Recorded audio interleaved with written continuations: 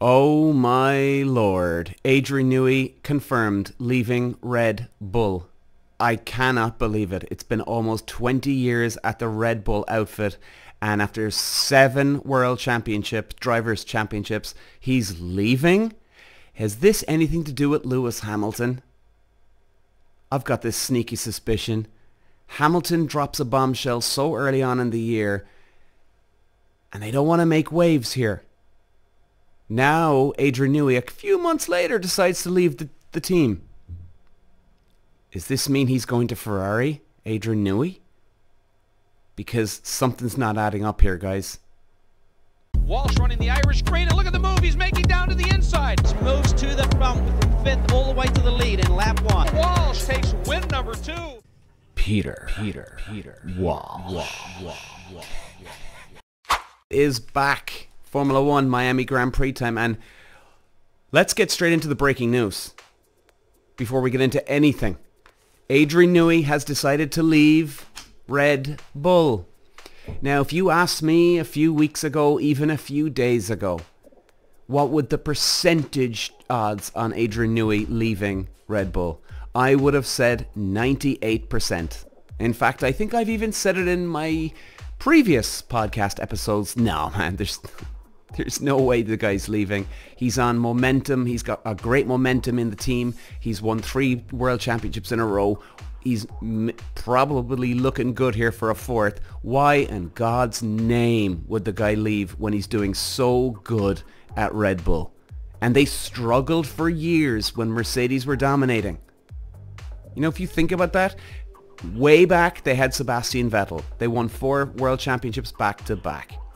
Then they struggled for years. Mercedes kicked ass. Now they're dominating, and now he's leaving? Something tells me this is either going to be an Aston Martin or a Ferrari move here. Lewis Hamilton drops a bombshell at the start of the year before round 1, before he even sat in the car for a lap. And he says that he's announcing he's going to Ferrari. Now all of a sudden Adrian Newey has dropped a bombshell, what, 2 months later? Around 2 months later? That he's leaving now? What's going on? Why is something telling me there? I have an inner voice here telling me that he's going to Ferrari with Hamilton. I've got this sneaky suspicion, guys. We don't have confirmation yet. Okay, as we're recording this podcast, we don't have confirmation what team he's going to, whether he's just going to flat out retire and that's it. He's going to sail off into the sunset with all his cash and whatever, right, and his achievements. We don't know yet. So obviously, time's going to give us more information as it goes along. But okay, firstly, I'm blown away. I'm stunned. I just can't believe it. Why leave a team when things are going so goddamn good? And especially when you were struggling when Mercedes were dominating. Now you get into a position where now you're gonna go? This doesn't add up, guys. Again, now look, there's a lot of stuff that we don't even know. I mean, even you got, Nico Rosberg, you got Martin Brundle who commentate on Sky Sports Formula 1, right? Even these guys who were in the paddock who used to race in Formula 1, they don't even know this information because they keep things very tight-lipped here, which is very understandable. Very understandable. A couple of rumors can float around, of course, but 90% of the time these rumors aren't true, so you just don't know what to believe. I'm stunned. That's the reason why I'm stunned. Why change? Why change when you're on such a roll with Red Bull? Now for 2026, okay. Rule changes and everything, but you could have another 2 years of winning here. And that could be 5 World Championships back to back. Is there a problem in the team with Jos Verstappen, Max Verstappen's dad and Christian Horner? And are things now leaking into the team where people are just acting complete a-holes or things are just getting out of control? We don't know. Of course, we know all that gossip with Christian Horner that he was, what was it again? The headline? Inappropriate behavior with another girl or a girl in the team. But where does that relate to Adrian Newey? Now, personally, I don't believe that Adrian Newey story. Again, we don't know for sure, but I don't believe it. I really don't. I'm stunned. Okay, where does Adrian Newey go now? I would think it's either going to be Ferrari or Aston Martin. Well, obviously, we've already discussed the Ferrari move with Hamilton. Maybe it is. Personally, Adrian Newey's been around since Ayrton Senna time. And Adrian Newey's an old school type of guy. He's an old school type of guy. So my point is, if there's any kind of old school type of driver here, I would be going to Aston Martin with Fernando Alonso because he's definitely more old school than Hamilton. I wouldn't be going with Hamilton to Ferrari. I'd be going to Aston Martin. Now, then again, does Adrian Newey know cars inside out so goddamn well? Yes, he does, but it doesn't mean he knows every component on the Ferrari car or what type of exact design they have, right? Because people don't share these things, okay? You've got the bodywork on the car, so you can't tell what's under the bonnet, so to speak. You can only guess. And okay, Ferrari are doing better than Aston Martin. But then again, if I'm going to go where our driver's going, I'd go to Fernando Alonso to Aston Martin. It's a very well balanced car. Alonso, old school type of guy. Definitely rate him higher than Lewis. Lewis I rate too, but I definitely rate Alonso any day of the week, twice on Sundays, above Hamilton. I'm stunned. I don't really have much to say on this one, and I'm sorry if I don't, because we don't know much yet. We don't know much yet. It's a shock to the system. This is definitely one of the biggest shocks I've seen. And maybe people are like, oh, all right, who cares, you know, like, big deal. Well, coming from an ex-racing driver, this is a big fucking deal. This is a massive fucking deal. And I tell you, if I'm Max Verstappen, I'm getting nervous for 2025 and 26. I'd say he heard this and he went, oh no. Uh-oh. Oh God. Where do we go from here? Christian Horner surely be to God is like this too. Christian Horner's been treating Adrian Newey with a lot of respect for over the years because he knows he's the wizard behind the curtain here. Now you can have Hamilton, right? Hamilton drops the bombshell at the start of the year that he's leaving. That was and guys, if you've listened to some of my other episodes, that was a really bad call because again, the team aren't going to give him any favors this year, right? Nothing's going to be better for him, put it this way. And I know the way the racing world goes, a lot of egos involved here. So all of a sudden, oh, Hamilton, you decided to sign a contract with Ferrari without telling us, and hey, you've even signed it before you've even jumped in the car for one lap. Wow. Jesus, well, you're really done with us, aren't you? Okay, well, screw you, man. We're going to put all our attention into to Russell. And guys, what have we seen so far this year? There's been a lot of attention in George Russell. So, where does it go? We're here. I'm still trying to figure this one out.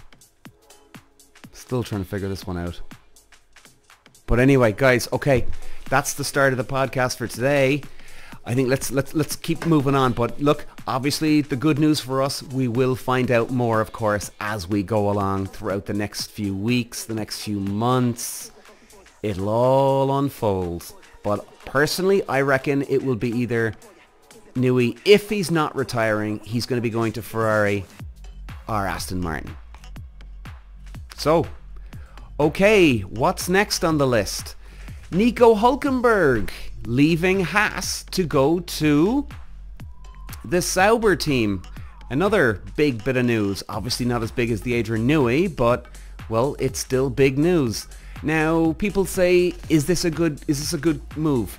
I personally think it is a very, very good move, guys. I'm sorry, I keep looking at the wrong camera here on for YouTube. I think it is a very, very good move because he's not getting the results from the team at Haas.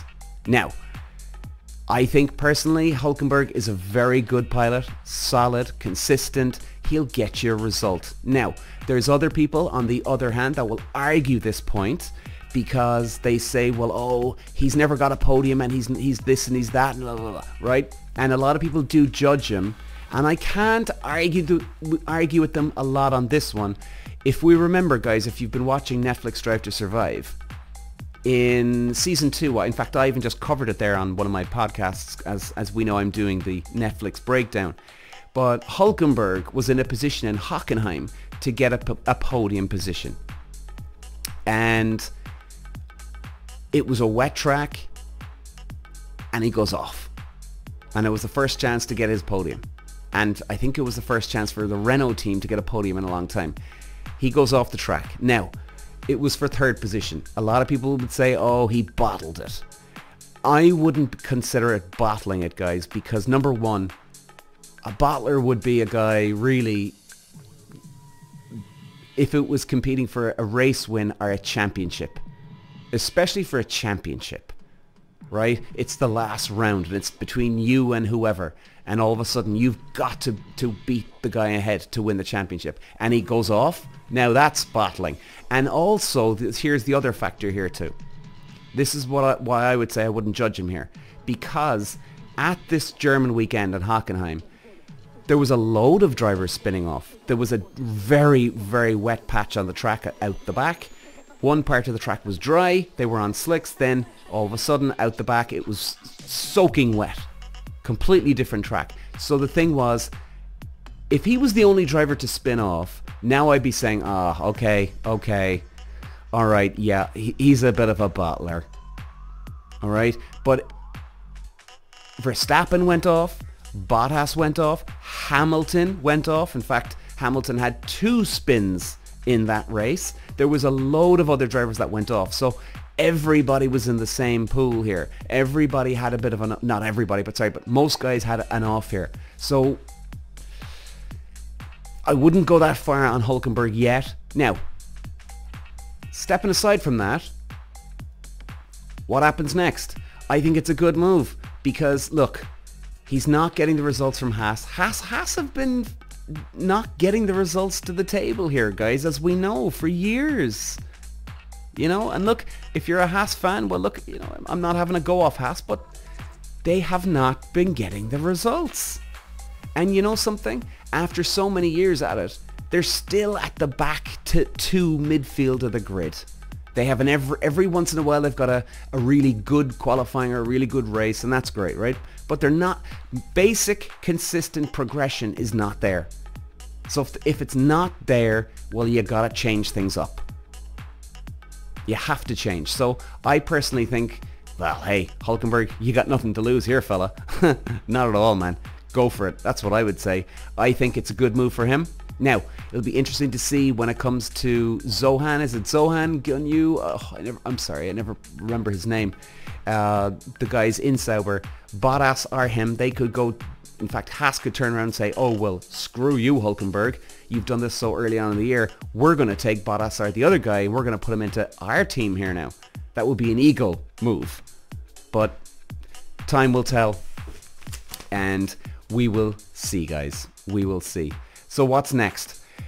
Well, today is the 1st of May. So yes, by the time you're listening to this, guys, it's obviously we pre-record this episode because obviously we need to edit the footage and add in a bit of the music and everything. So it takes time to edit. So we try and I try and always make my video as late as I can, but at the same time having enough time to edit things down, and we have the updated latest news. But today anyway, 1st of May, Ayrton Senna. Sorry, see, I'm looking at the wrong camera again. Ayrton Senna. Well, it is the anniversary of Ayrton Senna's death, May the 1st. And people are saying, who is this Ayrton Senna guy? Now, I understand that for a lot of you out there, if you've only just started watching Formula 1 now because of Drive to Survive, totally understandable, guys. If you watched it beforehand, you know who I'm on about. Ayrton Senna is the greatest of all time. There's nothing to this. This is a no-brainer. He is the greatest of all time. I know people in the racing world, they say it. I know engineers in the racing world, mechanics, racing drivers, they all say it. Now, you could argue Schumacher, Fangio, okay, people could put up a fight, okay. But for people to come along and say that Hamilton is the greatest of all time, or Alonso's the greatest of all time, or Max Verstappen is the greatest of all time, that is not the case. You don't know what this Ayrton Senna guy was like. This guy would bleed. He would crawl on his hands and knees through a football yard of shit. Crawl on his hands and knees through that. Risk bleeding to death 100 meters from the finish line to get a victory, even to get 1 point. I mean, classic case, we were just discussing it. Hamilton at the Hockenheim and Netflix. Hamilton has 2 spins in the race. He's down in 10th. He's having a nightmare of a weekend. And look, you know what? People make mistakes, right? He's just having an off weekend. He's in 10th position. He's in a chance to get 1 point for the championship. Now remember, this guy's in the contention to win the championship. Hamilton gets on the radio, and you can see this on Netflix, and he wants to retire the car. If I know any champions out there from racing or any other sports, these guys would never in their million years decide to try and retire the car because they're not feeling it or they've lost a bit of confidence. They will fight tooth and nail to get that last point. And Ayrton Senna was one of those guys. I would suggest to you guys, we'll move on after this one, but I wanted to give a quick shout out to that man. He's my hero. He's a lot of people's heroes. He's the GOAT. He is the GOAT. So God bless you, sir. God bless you.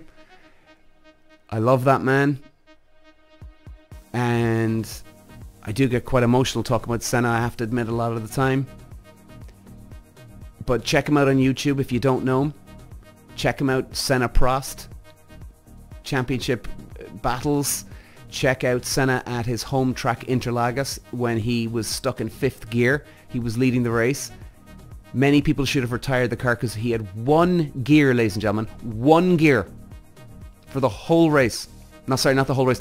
Most of the race. 5th gear. That's all he had. And he still won the race. Pure and utter genius, this man. He was unbelievable. Unbelievable. And check him out on YouTube if you want to know more about Ayrton Senna. Ayrton Senna, Senna. He was the GOAT. He was the GOAT. Okay, so let's move it on, guys. And Miami Grand Prix, we're back. So it's a great place to come for a Grand Prix, guys. It really is. You've got a lot of, obviously, the celebrities going to the track, making an appearance for the weekend. Beautiful weather. What I like about Miami this weekend, guys, is the teams are going to have to be very conscious. And I think, look, a lot of them are on the ball here. You know, they've got their procedures, their safety checks. They know what to do when certain scenarios come up. But one factor, especially because there's a sprint race this weekend, overheating. Now, I've been in Florida quite a few times. I know what the heat is there. It's not a dry heat. It's a very wet, humid heat. So overheating could be a factor this weekend. This will put the cars to the test this weekend and how well their reliability is when it comes to things like this. Now, again, we also have a sprint qualifying and a sprint race. So even that's more wear and tear on the car. So this could make things very, very interesting going forward this weekend, ladies and gents, because this could catch out quite a few of the teams. But again, like I'm saying, it's something they should know what to do. They should know how to challenge it, to battle it, and get through it. And look, it'll certainly put them to the test. And I think it's one of those tracks that will definitely, if there's any chink in the armor here, this will expose it with the overheating, especially when it comes to the engines, and especially down the back. In fact, let's have a look at the track here now, right?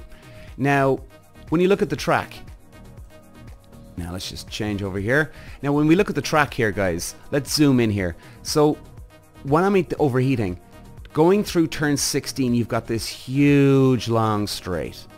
They're going to be getting huge high speeds down here, over 200 miles an hour going down this long straight. So even that is pushing the car to the limit. And we've got a sprint qualifying. So this isn't practice 1, 2 and 3 and then qualifying 1, 2 and 3 where you do one lap and you're in, out. This is probably a 25 lap sprint race. So, more wear and tear. Now, let's look at the track itself. Personally, guys, I think the most important corner on this track is turn 16.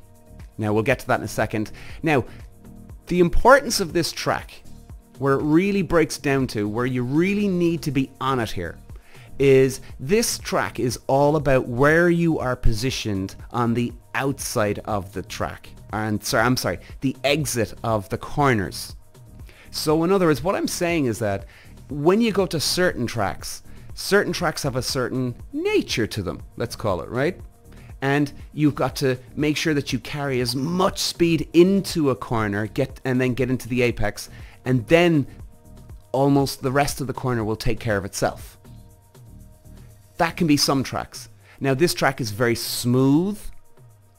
Very smooth. There's a nice flow to it, except for a couple of the corners here as well, where, you know, turn 11, 12, 13, 14, 15 and 16, they're tight, but apart from that, there's quite a good rhythm to this track. So it's going to be interesting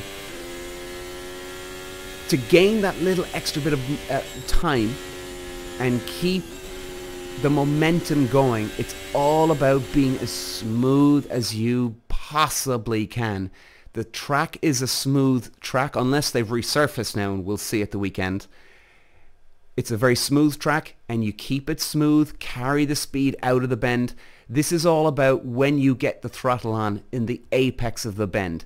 If you get the throttle on at the perfect moment to launch that car out of the bend, and where your exit speed is, that's what's the key around here.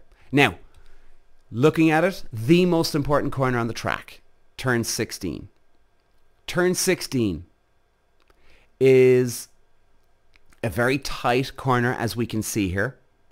And then they're going up this long straight, guys. And we even have a speed trap here. So it's going to be very, very cool for us to watch the speed traps and what speed they're doing, and it'll tell you too what kind of downforce or handling they have on the car. Now, personally, I think it's all about getting out of 16 smooth, getting down that straight as fast as you can. And the faster you are down that straight, the more time you're going to get and gain. Now, of course, you've got to get the balance, because you've got turn, let's see, you've got turn 1, 2, 3, 4, 5, 6, 7, 8, 9. You've got a couple of corners here where they are slower than, they're not high speed. They're quick, but you're going to have very good handling on this track. So what the drivers and the teams are going to have to really focus on this weekend is the mechanical grip, shock absorbers, the springs, weight transfer between the front and back. So in other words, in the springs we call it bump and rebound. Bump is when the weight goes down. Okay? It goes bumping down to the ground. Rebound is when it kicks back up again. So the balance between bump and rebound is going to be very, very important, because sometimes even using the throttle, going on and off the throttle, if you're going through a quick corner and you're loaded up but all of a sudden you lift off, right? There's a weight transfer in the car. So the car could dip down into the front, giving you more grip. So these little tiny elements are going to have to be very crucial, because the more mechanical grip you get here this weekend, the better it is going forward, because The more mechanical grip you get, the less aero grip you have. Therefore, you'll be quicker down that straight, which is very, very important. So it's going to be interesting to see what they do with this weekend. It's hard to pinpoint how much downforce they'll have on, depending on how their car is set up, depending on how they treat it. But we'll see, and that's what makes this weekend exciting, you know? So it makes it exciting, which is, it's great to see. Okay, let's move on to the championship points. I know we normally don't do it. I'm kind of a bit, you know, I have to say, I'm a bit kind of all over the place here, I have to say, today with the with my plan here, because I'm just so stunned by Adrian Newey's move. But anyway, let's look at the points. So we have Max Verstappen on 110 in first. Second, Sergio on 85. Third place, Charles on 76. Fourth, Carlos with 69. Fifth, Lando with 58. Sixth, Oscar with 38. Seventh, George with 33. Eighth, Fernando at 31 points. 9, Lewis with 19. 10, Lance Stroll with 9 points. So, where does this look good for Red Bull? Well, it's looking good for Red Bull still. Adrian Newey's still going to want to clinch the championship this year, guys. There's no doubt about it. Of course he will. He'll want to. And Christian Horner and Max Verstappen and Perez and everybody in the team, they're still going to want to do it. You know, they're not going to screw each other on this one. Absolutely not. Because Adrian Newey is the most golden asset in that team.